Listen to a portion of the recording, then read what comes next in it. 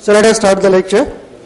In the previous lecture we saw how integration can be used to define the natural logarithmic function, and we stated properties of that function. And if you recall, then when we were doing differentiation, I said we will assume logarithmic function and its properties. Now we have proved those things.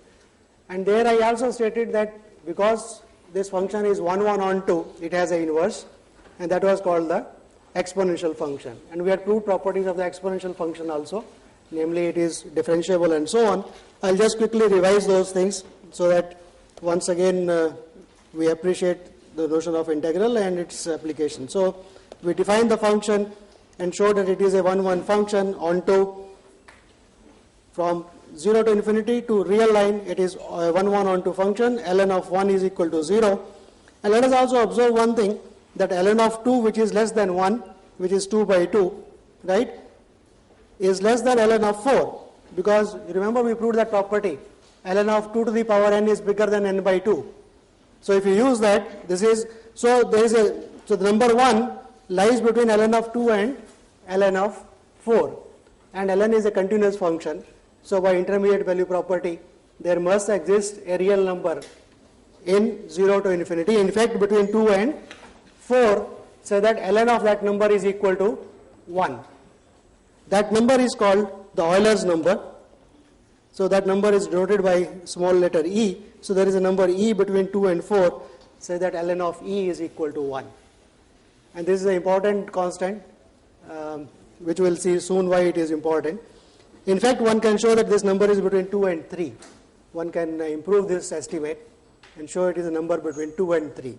It is an irrational number, and it is what is called a transcendental number. If some of you know the word transcendental, right? There are some numbers in the real line which appear as roots of polynomials with rational coefficients, with integer coefficients. Those numbers are called algebraic numbers. All numbers which are not algebraic are called transcendental numbers. Pi is a transcendental number, e is transcendental. Well, proving it is a transcendental number is a very difficult job. So we will not do any such thing. We will just so this is one way of defining what is the number e. So it is a number where the value of log ln is equal to 1.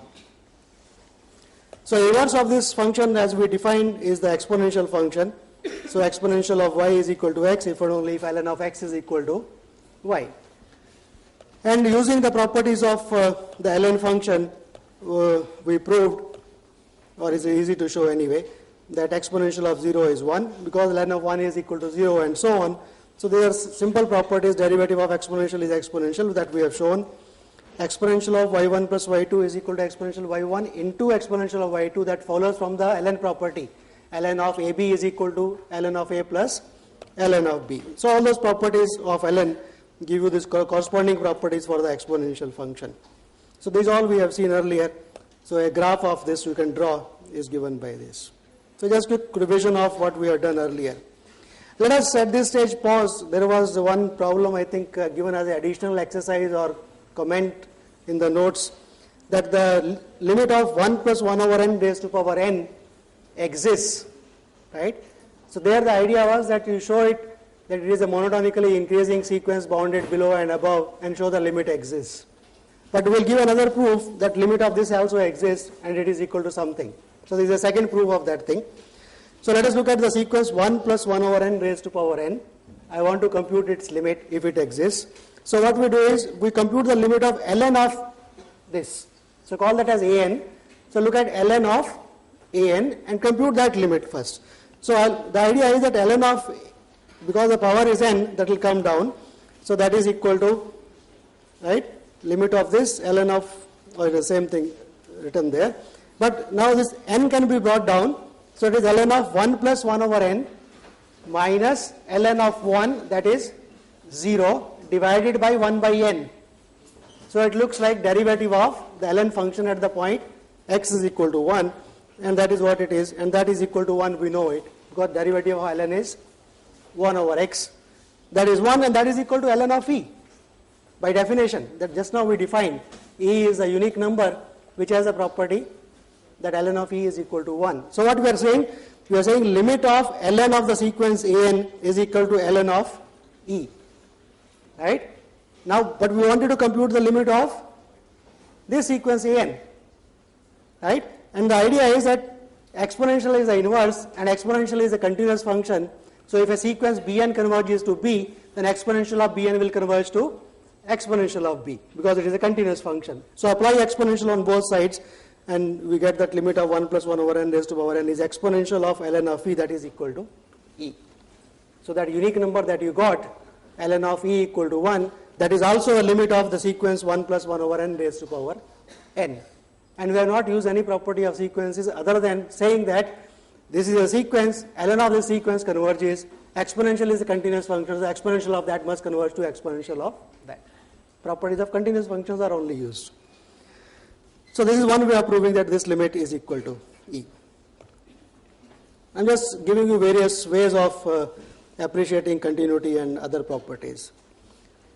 So in view of these properties of the exponential function, if you recall, we also defined what is called the power function, right? A raised to power x. But before doing that, let us observe that exponential has a property, it is exponential of x1 into exponential of x2 is equal to exponential of x1 plus. So that seems like if I denote the exponential of x as e raised to power something, right, e raised to power something, then it looks like it has the property e raised to power x1 plus x2. It behaves like exponents, right, like powers, right? So if we just denote that this is just a notation here, it is not actual power we are writing. We are not defined e raised to power something.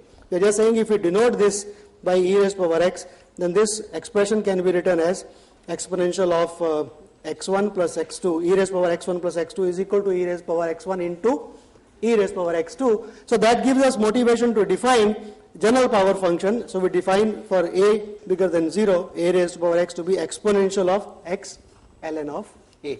That is what I had said earlier also when we were doing it. So this is the route. We first define the natural log function, show it is 1 1 on 2, get the exponential function from it. Once you have gotten the exponential function, now you define the general power function using exponential and ln both. Okay, using both of them you define that, and once you have got a raised to power x, so this is what we are going to call as a raised to power x for a positive and x a real number. Once you have got that, you show it is a 1 1 on 2 function, at its inverse exists, that is going to be ln with a base a. So that is the route we are following. Okay, normally one assumes ln of to a base is exists, and then you go about defining exponential function other way around.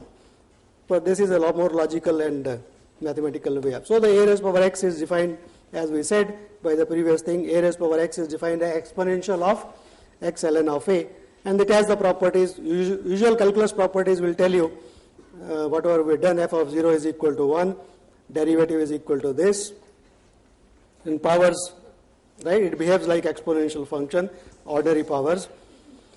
If a is equal to 1, this is a constant function. Okay, when a is bigger than 1, it is strictly increasing concave upward function, goes to infinity as x goes to infinity, goes to 0 as it goes to, like e raised to power x. E is a positive number, so a raised to power x when a is bigger than 1 behaves like that, right? E is bigger than 1. When it is 0 and 1, right, a is a positive number, so when it is 0 and 1, then it is strictly decreasing and concave down. It comes on the other side. Okay, so it goes to 0 as x goes to infinity, and it is when it goes to minus infinity, it goes to infinity. So it goes down. Otherwise, exponential goes up normally. And you can, so this is a strictly increasing or strictly decreasing 1 1 on 2 function. So it has a inverse, and that function is precisely your log to a base a. So and that behaves like ln of a multiplied by ln of x. So all these properties follow very nicely, simply using only algebra, nothing doing much about it. So these are various graphs of the exponential functions. So this is for a when various values of a 2, 3. So as you go on increasing, the steepness increases, right? And when it becomes less than 1 on the other side, it becomes negative, right? It is decreasing. So this is when it is less than 1. This is when it is bigger than 1, right? So that is the distinction between the power function, positive. Right. So that is the power function. Now let us. So as I said, we can define the logarithmic function with a base a to be the inverse of that function. So I already said that. let us just have a look at how does these functions behave. Let us look at the function x raised to power x. X is bigger than 0. Only power function is defined when base is bigger than 0. So let us look at how does this function behave. You can use your calculus. By definition, it is equal to exponential of, right? That is the definition of a raised to power x. So use that. Now differentiate using chain rule. You can find the derivative. So this is the derivative. Find the second derivative. So simplify. This is x raised to power x into 1 plus ln of x, which is bigger than 0 for all values of x. So this is a monotonically increasing function. And you can find the second derivative by differentiating this further and simplify. That also turns out to be bigger than 0. So it's a monotonically increasing concave up function. Right? So that's how you will use these things to plot graphs of various. Let us look at the function ln of x divided by x. Another function like this, x is bigger than 0. Once again, we'll apply our calculus techniques, because the differentiable function, differentiable everywhere and so on. So we can apply derivative criteria. So find the first derivative, that is equal to this. So sign of this depends on whether the numerator is positive or negative. So when it is positive, it will be increasing. When it is negative, it will be decreasing. At that point, derivative is equal to 0. So it shows you that at the point ln x is equal to 1, that is x is equal to the number e, there is a local maximum, minimum. This is positive, right? 1 minus ln bigger than 0 you want, increasing on the right, decreasing on the left. So, okay. So usual properties, increasing on 0 to e, decreasing in this. So it has a local minimum, we will say. But you can say there is only one point where derivative is equal to 0. So this is also a global, right? It is also a global minimum, because there is only one point, right, where the derivative is, and function is differentiable everywhere. So as a consequence of this, let us look at e is the number. Let us take a number a less than e less than a less than b. So what does that tell you? Ln of x is a decreasing function. So ln of b on the right side of e, it is a, right? So ln of b divided by b is less than ln of a divided by a, because a is less than b. Just using that property on the right side. Okay. So what does it mean? That means cross multiply a ln of b, and you can raise the power now. So ln of b raised to power a is less than ln of a raised to power b. But ln itself is a monotonically increasing function. If this is true, that means b raised to power a must be less than a raised to power b, and that gives you very nice inequalities. For example, you can take e less than 3 less than pi, right, and then have 3 raised to power x, 3 raised to power e is less than e raised to power 3, pi raised to power e is less than e raised to power pi. It looks like very exotic, right? Numbers which you have just defined arbitrarily, no, not arbitrarily, just existence of these numbers you have shown, and you are able to prove some properties about them, inequalities relating those numbers. So that is the beauty of mathematics. Some things you just show it exists, and about that you can say something. That is very interesting, which can happen only in mathematics, nowhere else, I think. Otherwise, if you want to make somebody believe that God, you want to believe in God, he will say first produce God, then only I will believe in God, right? Only mathematician can abstractly believe in God probably, without knowing that God exists or not. Right, so, okay. So this is a kind of, so my main aim is to show you that how mathematics and techniques you are learning can be used to deduce some things which are very simple, but which are, if in general if you ask, can you prove pi raised to power e is less than e raised to power pi? You may have difficulty. If this is a question in your JEE exam, probably you will be foxed, right? But you see how simple the idea is, okay? Yes? Wrong. Okay, correct it please. Okay. If I might have made mistake while typing something less or bigger, you make a correction. The basic idea is look at the function. It is general phenomena I am describing. Look at the function fx. Don't bother about if I made a mistake in typing, okay? Understand the idea. The idea is calculus is being used to deduce some inequalities, right? In the following way. You want to prove something, fx is a function, you locate a point where a global maxima or global minima is occurring. Then on the right side the function is going to be, if it is a global maximum, right? Then the function is going to be decreasing on both sides. So then you'll have some inequalities coming on both sides, right? Those could be of importance, or those could be nice inequalities. That is the basic idea. So go back. If there is a correction on Moodle, please post it that there is a typo mistake in the notes, or what I have done, this is a correction. Okay? Please do that. That will be useful for everybody. Okay? I am not saying that I have made perfect typing and everything is perfect. There could be some mistakes here and there. I am myself discovering and posting them on the net. Okay? So don't worry about those things. But try to understand and appreciate the basic mathematical ideas behind them. Okay? Right. So the way we define log, so if there is a function which cannot be integrated directly, right, the area is finite. I mean, if you take some area. See, okay, good, you asked the point. You see, the point is fundamental theorem of calculus says, you can, first of all, if a function is continuous, domain is closed bounded, you can integrate, theoretically. Right? That is a theoretical theorem.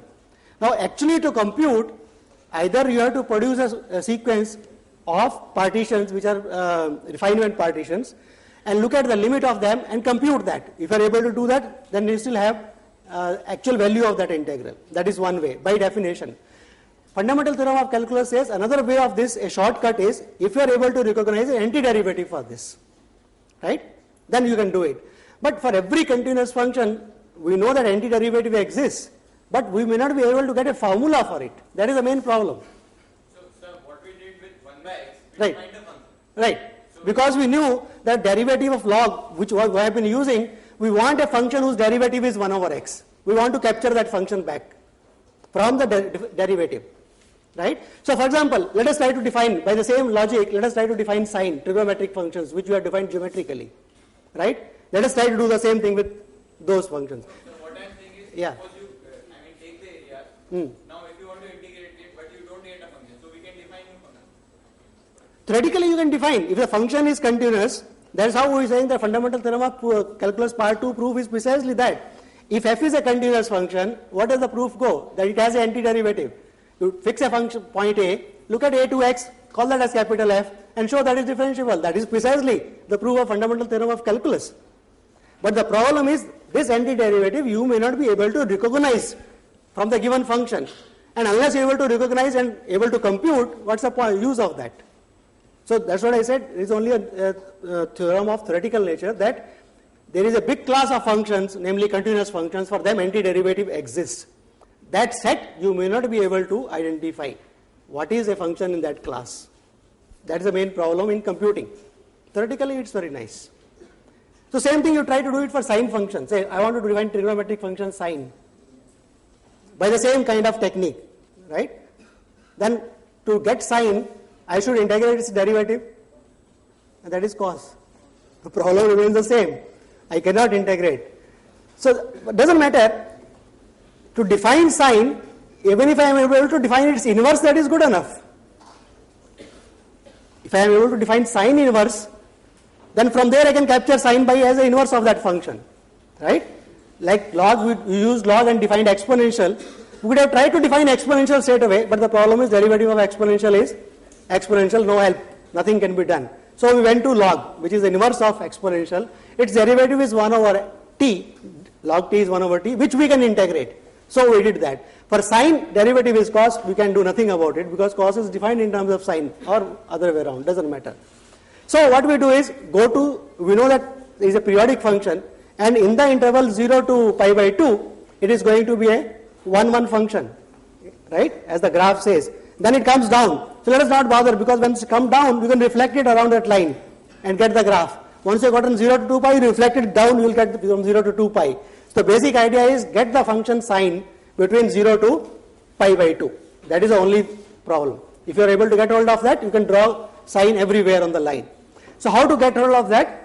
We recognize it is a 1-1 onto function on 0 to pi by 2. I know its derivative is cos, but I can't integrate cos. So let us look at the inverse function.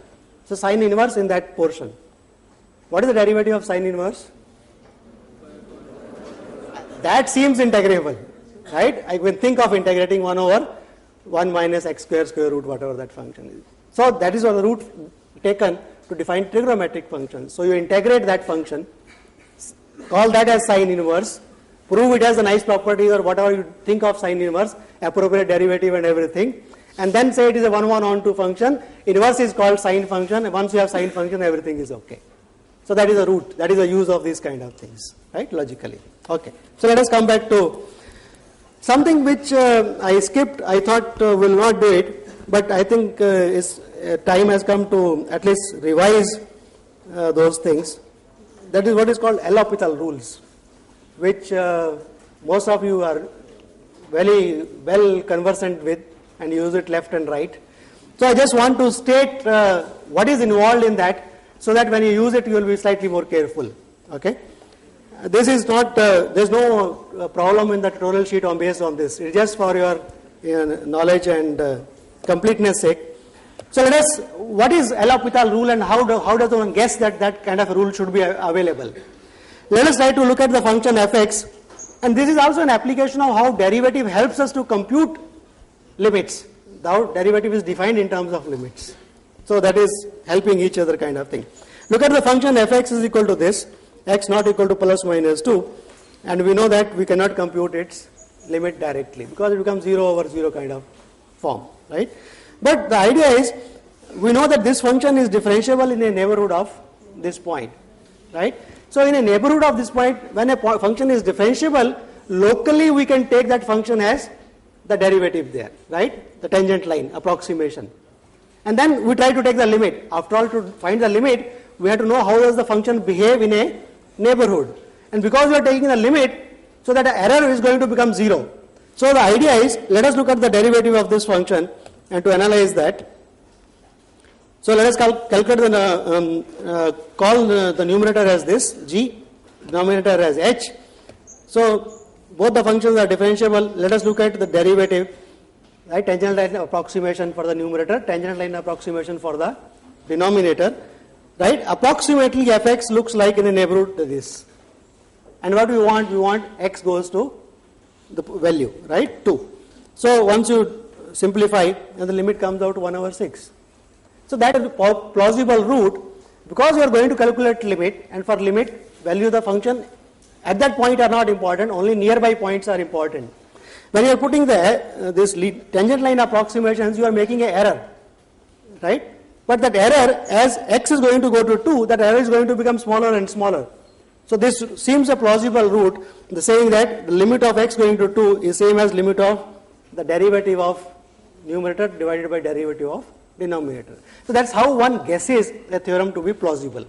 So one thinks of this as a theorem and then tries to prove it. So g and h are functions which are continuous such that as x goes to a plus, from the right we are saying it goes to 0, numerator and denominator both go to 0. Derivatives, functions are differentiable and the derivative is not equal to 0 at that point, because otherwise h prime over g prime over h prime will have problem.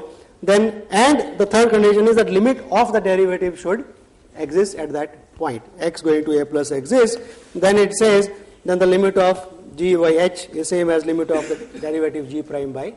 So those are the three conditions involved in it, right? One should not blindly apply, verify those conditions are applicable. We will not go into the proof of this. Proof actually is a very simple application of what is called Cauchy's mean value theorem, which we have not stated, so let us not go into the proof of that. Okay, but let us make some observations. See, here I said x goes to a plus. You can have similar thing for x going to a minus. Okay, so those are one corrections. One way of extending it, left hand to right hand. You can also have various other possibilities. X going to a plus, this is called 0 over 0 form. Other possibilities are x going to plus infinity, limit, right? And not only at a point a, x going to plus infinity, x going to minus infinity, those are allowed. Even the limits of the numerator and denominator which they exist, they could be equal to plus infinity or minus infinity. All these possibilities are allowed and one can prove them rigorously. So it's a very good, nice tool which can be used. Let me skip the examples fast. Sin x over x, you know that you can apply a L'Hopital rule. Then there is something called infinity over infinity form. Instead of saying it is 0, it is infinity over infinity. Something similar happens. And then again, you can change this to a minus, a plus. M could be plus infinity. All possible variations it holds, provided those conditions are satisfied. So just quickly wanted to go through this. But the important thing I want to stress is, this is a note there saying that you can have A plus or A minus and so on, right, in those appropriate intervals and so on. 0 over 0, infinity over infinity. Other forms are infinity minus infinity, 0 into minus infinity, 1 raised to power infinity. Many possible combinations are there of these L'Hopital rules where such things are applicable to compute the limits. So we will not go into that. But the remarks are important. Then one should not think, normally it happens, that if one thinks of immediately trying apply L'Hopital rule. First thing, limit something, dikh raha hai, numerator, denominator, apply, without bothering about it. One should not think that it is the golden rule, it will always give you the limit. For example, look at the function x going to pi by 2 tan x over secant x. Okay. So what happens when you apply rule twice, you get back the same function. Derivative, derivative again, it is the same function again. So you land back at the same place again. How many times you apply, you are not going to get any limit. So this is going in cycles. So that is one kind of problem that can come. Because of derivative you compute, and twice you apply it, you get back secant x over tan x, which is again of the same function again. So problem can come. Another thing which normally where a pitfall where a mistake can be made is, let us consider this limit x going to infinity, right? So infinity over infinity form, you apply L'Hopital rule to this. Oh sorry, it's going back. So you apply once, you get 2x cos x divided by 2x, which is again of the same form. You apply L'Hopital rule again, and you get this kind of a thing, x going to infinity. So what will be the conclusion? The limit does not exist, which is wrong. L'Hopital rule only says if that exists, then this exists. It doesn't say if that does not exist, then this does not exist. So that kind of mistake also can be made. For example, limit of this function actually exists. If you apply twice, it says does not exist, but you can compute the limit as follows. Right? You can try 1 plus, and now you see easily. Okay? So limit of that, and that is less than 1 over x square, x goes to infinity, that goes to 0, so limit is 1. So not existing should not be taken as that does not exist. So this kind of mistake should be avoided. So these are simple, I just wanted to recall that technique called L'Hopital rule, which is very useful whenever you have got fractions kind of thing, and more often than not it comes when you have got log or ln functions hanging in the numerator or denominator. So that's why I wanted to bring it at this stage, that you can comfortably use it provided you are able to justify that everything is in order, you have verified that the conditions of that is are satisfied by the functions. So let us come back to our integration and look at, start with some more simple applications of integration. The idea with which we started defining what is integration, namely the concept of area. So now we are going to look at applications of integration towards calculating areas, lengths and volumes. So those kind of applications. So area between two curves, that also most of you know it very well. So let us have two functions, y equal to fx, y equal to gx in an interval a to b, and suppose both are integrable, right? And then supposing one is above the other, then you can capture the area between the two functions by looking at fx minus gx, right? So if say g is bigger than f, then look at gx minus fx. That is essentially the thing you want to capture, the area below that in the, so you can define integral of gx minus fx a to b as to be the area between the two curves when g is bigger than or equal to f, right? So, but supposing you don't have this everywhere, then you have to make a slight modification, namely if this is not true, then you want only the difference, right? So for example, what you want is at any point x, if you go up, you are going from here to here, right? Here you are going from gx to fx, but when you go from here, you will be going from fx to gx, if this is your function g and that is f, right? So you have to see which curve is above, where is gx bigger than fx or where fx is bigger than gx, and one way of getting out of this would be just to write that you took absolute value of fx minus gx. So that is the distance between, essentially at any point, we are looking at the distance between fx and gx. So that is absolute value. So, and geometrically you can think of, you are adding each line at every point x, you are getting a line, and all these lines sort of you are adding up, right, to get the area. So, computation of integral normally is not difficult, it is only setting up the integral. F and g are given, and what are the limits a and b on which you should be integrating. So those are the things you have to be bothered about. So normally in these things, your knowledge of sketching those fx and gx comes handy, the calculus part. You can sketch the function fx, you can sketch the function gx, right, and see where they intersect, and take appropriate regions where f is bigger than g or f is less than g. So the basic idea is, let me show you in a picture. If this is the kind of region, right, you want to know what are the limits of integration and from where to where you should go. So what you should do is take any point. So this is say x is, take any point, say x, and look at the vertical lines. At every point look at the vertical lines, right?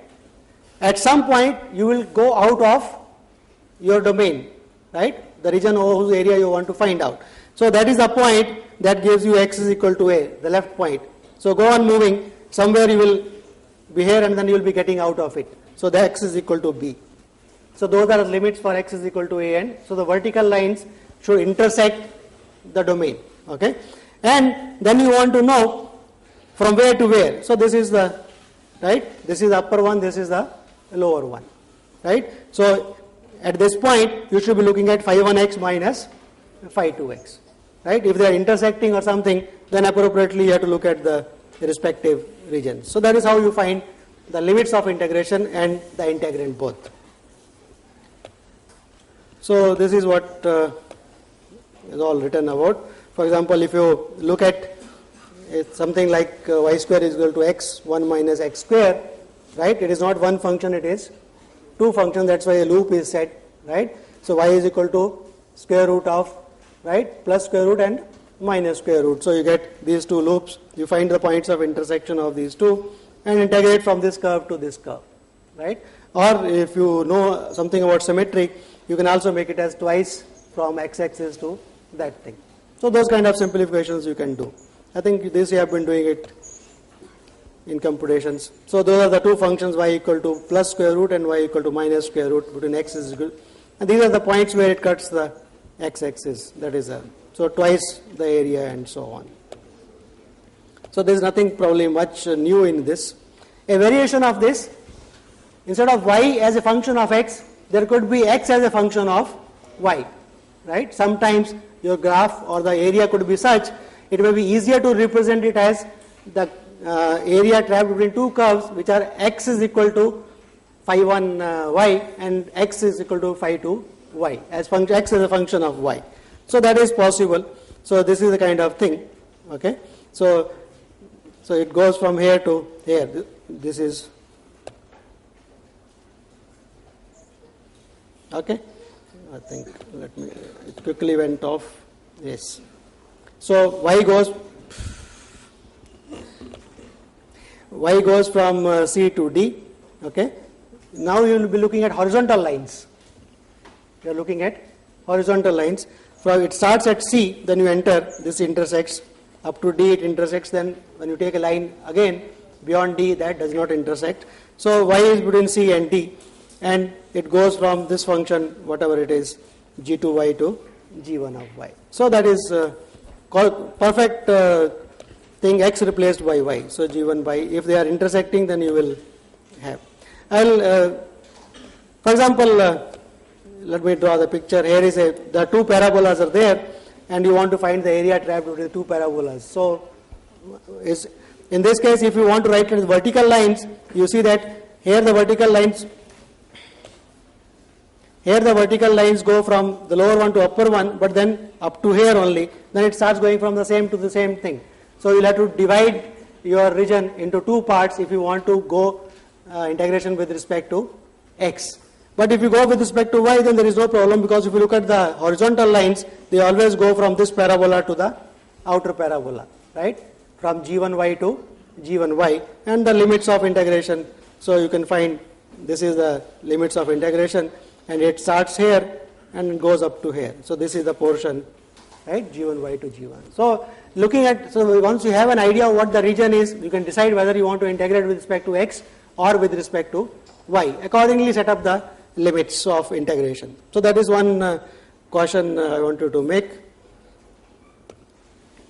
or one suggestion for integrating such kind of things. So you can write it as, for example, this kind of thing is useful. Let me, okay, let us write, you are given a circular region, right? A part of the circle is given, a sector is given. You want to find its area by using our method, right? So let us say the sector is between two angles. So this is, you want to find theta goes from here to here, right? And you want to find what is the area of this sector now.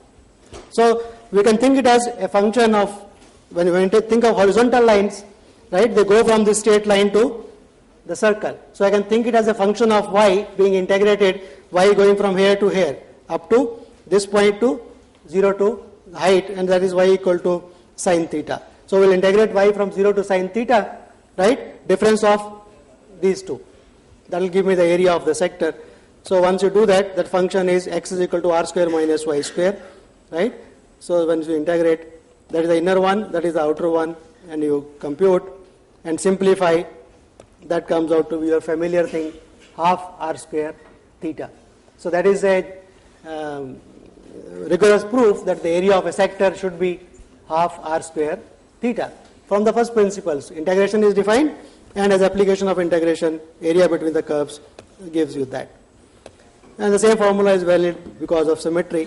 And once you have the area of the full circle, you can now reduce from here, it should be pi r square. Okay. Area in polar coordinates, sometimes your curves could be given instead of Cartesian coordinates, y is a function of x, you could be given in terms of polar coordinates. In the plane there are polar coordinates r and theta, right? You can locate a point from an origin and a fixed axis, how far it is from that fixed point, that is r, and how much it is deviating from that line, how much is the angle. So two things are required, r and theta, right? So those are called polar coordinates. So you may have a region like this, right? Theta going from some alpha to beta, and there is some curve which is r theta, right? This boundary is r theta. So you want to find out what is the area of this.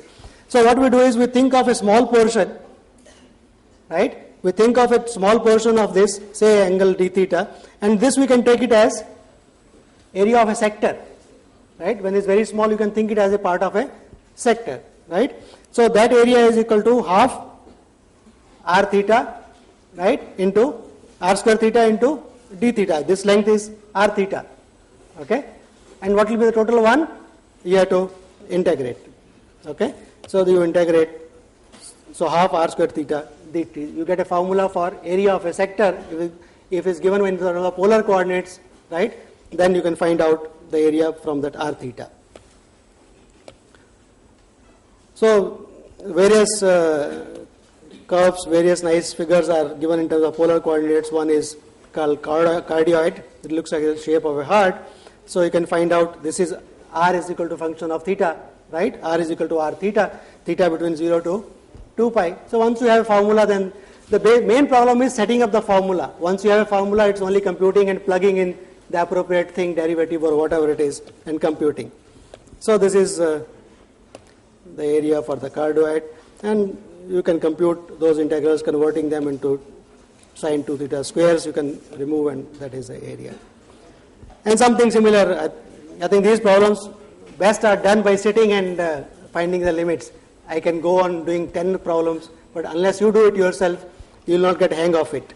For example, I want to find the area outside a circle, inside a cardioid. All kind of such kind of things are possible. So what you will do in such kind of things, the main idea is to find the points of, so find the points of intersection, at what angle they are intersecting, right? So to be inside this, look at that line, look at the radial line, right?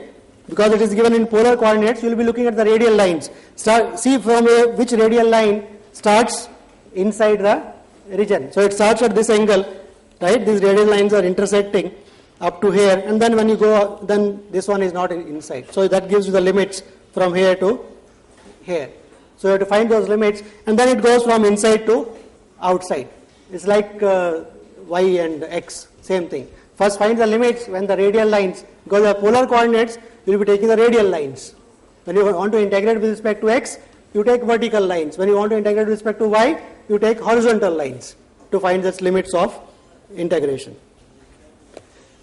So here comes out minus pi by 3 to pi by 3, and you can integrate the first one, right, up to the first one area minus the second one. So you solve those, whatever the answer comes out. So as I said, the main problem is finding, given describing some area and finding the limits is the most important thing, right? What is the limit? So once you are able to find the limits, then there is no problem. So those steps basically are same. Sketch the region, see when you start entering and when you start going out, and find out the limits for theta, and r theta, you know what is r theta. So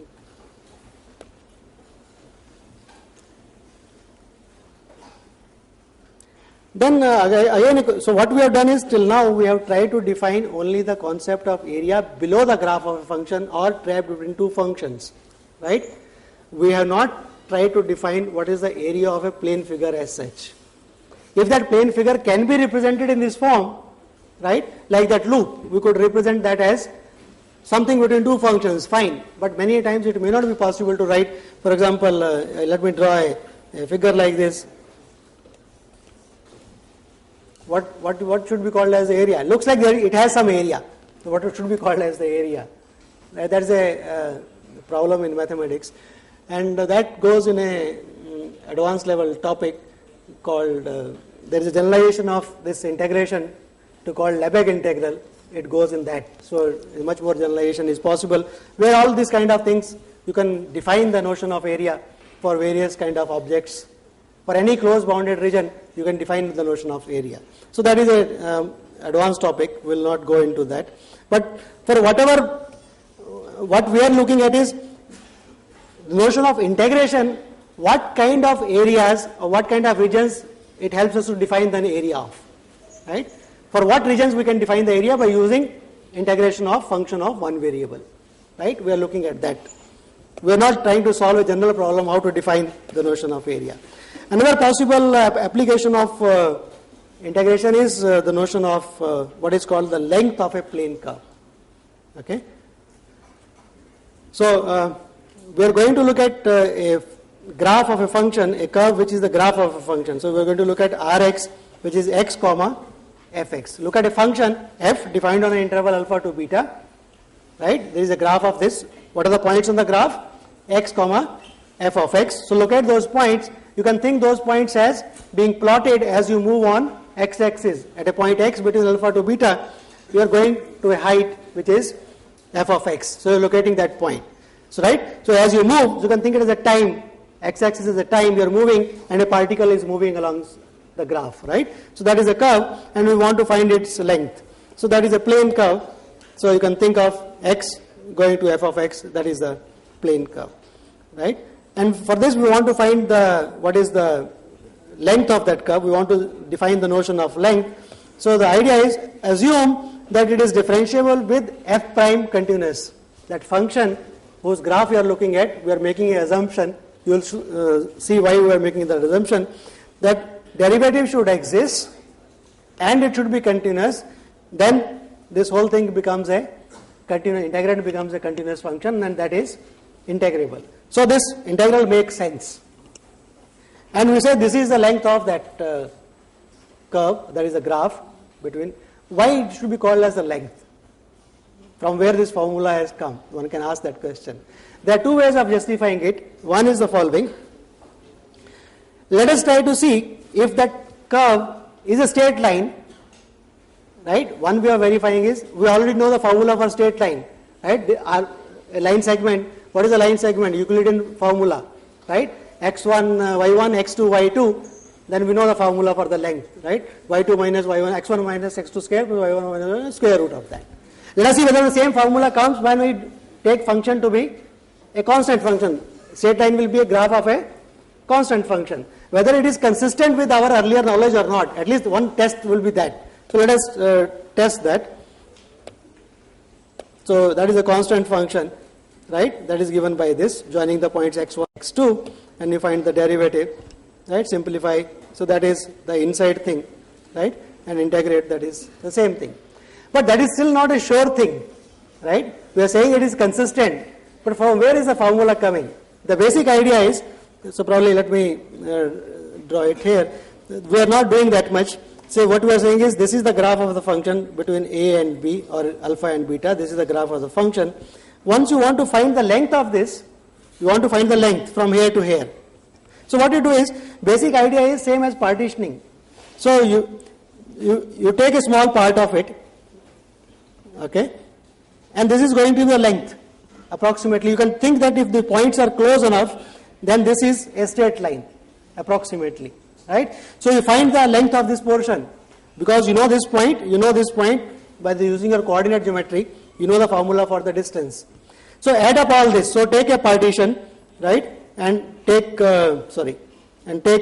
straight joining them as segments. So approximate your curve by piecewise straight lines kind of thing. Find the length of each, add it up, and if you want to find the length, then you should take the partition becoming finer and finer. That process will give you precisely that formula. That is the way that formula is obtained. Okay, so we are not going to go into that, but intuitively that is the idea. So functions are given, you can find, once the formula is known, is only a matter of finding the derivative, plugging in the value and computing. So let us just do that. Some examples. Again, sometimes graph could be represented as x as a function of y or y as a function of x. So that is another thing. Sometimes, so it will be f prime of y, right? X as a function of, okay, this should have been g actually, right? X is g, so there is a typo here. This should be g. Okay. So for example, let us try to use this. Go to the circle now. You have a sector and you want to find the arc length of that sector. You are going from some angle 0 to theta. So no problem, because you know the formula for the circle, right? You know the angle. So you can write it as a function of y, that we have already seen. Gy is equal to r square minus y square. So as a function of y we have written x as a function of y. This is the derivative. So integrate. So 0 to r sin theta, 1 plus g prime y square dy, plug in the value of g derivative, that is a value, and integrate, and that comes out to be r theta, right? L is equal to r theta, that you start learning in 7th standard probably, or 8th standard somewhere, right? Without bothering about much. Actually there the idea is more geometric. Anyway, because you cannot teach these things at that level, so at least they have a geometric idea there that total length is equal to, right, circumference, and that proportionately it should be that much kind of thing. So that's okay, not bad.